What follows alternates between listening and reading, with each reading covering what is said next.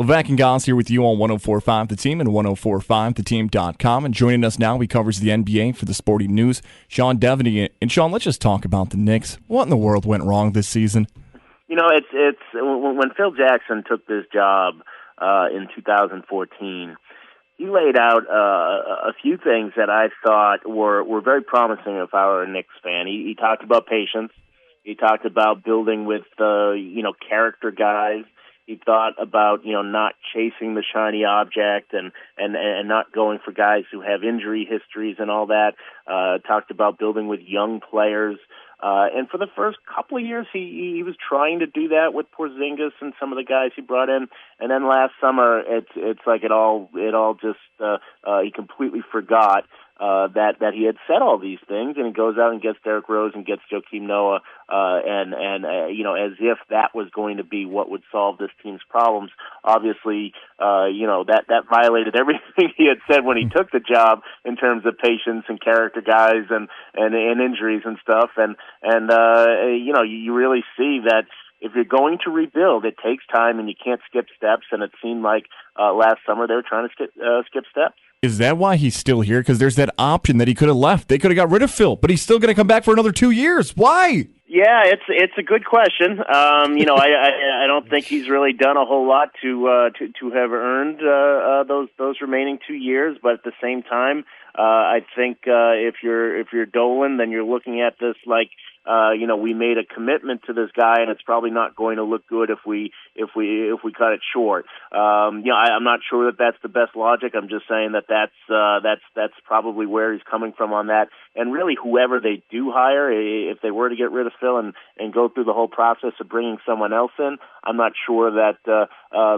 they'd have any more luck. This is still going to be a long rebuilding project for the Knicks. He covers the NBA for the Sporting News. Sean Deveney here with Levack and Goz on 104.5 The Team and 104.5theteam.com. Sean, Brian Mariano sitting in for Jeff Levack today. Now, the playoffs start this weekend. A lot of intriguing matchups to look forward to. Which one's the most intriguing for you? I think the one that is going to be the most entertaining, no question, is Oklahoma City and Houston, because you have obviously Harden and Westbrook going head-to-head, and two MVP candidates. You have the added intrigue of Patrick Beverley guarding Russell Westbrook.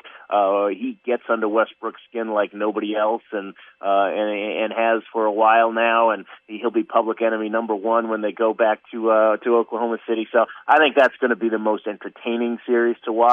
As far as potential upsets, I think Milwaukee and Toronto, I'm curious about that series. Milwaukee's played really well down the stretch. I think they finished the year, I believe it was 20-10 in their final 30 games.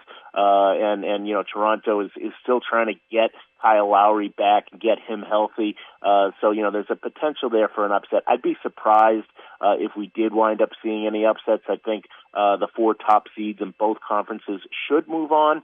But I do think there'll be some entertaining things to watch. Sean, let's talk about that Rockets-Thunder matchup again. And now we've had two great seasons, historic ones from Russell Westbrook and, of course, James Harden. Who is your MVP right now?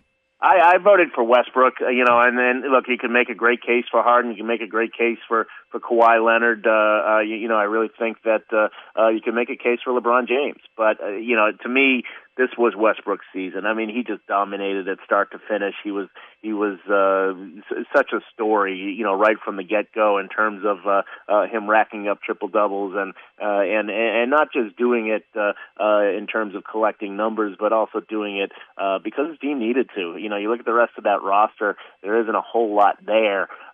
So you really saw Westbrook, I think, kind of take control of this season from the beginning.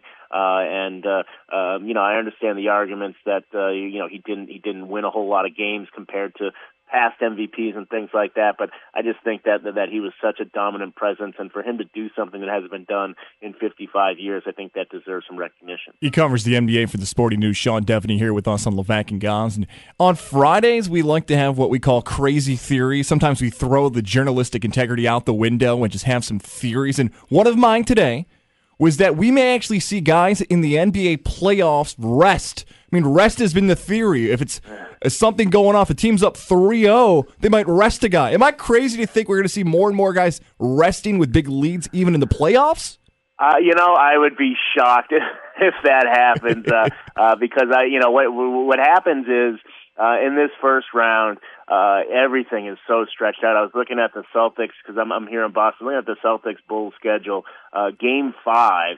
So they'll play Game 1 and Game 2 on Sunday and Tuesday. Then they don't play again. Game 4 will be next Sunday. They don't play Game 5 until Wednesday of next week.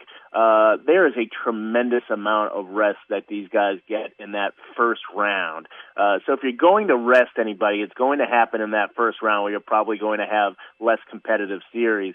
As you go on in the playoffs, the rest becomes less. You do get tighter schedules, but you're also going to get more competitive series. So I can't imagine you're going to see guys rest in those second rounds. Now, if somebody's up 3-0, you might be onto something there, but I would be shocked. I don't think that's something that NBA teams want to do here in the postseason. Sean, don't give any confidence to Goz and his crazy theories there, okay? But it is Friday, and of course, it's just before the playoffs start.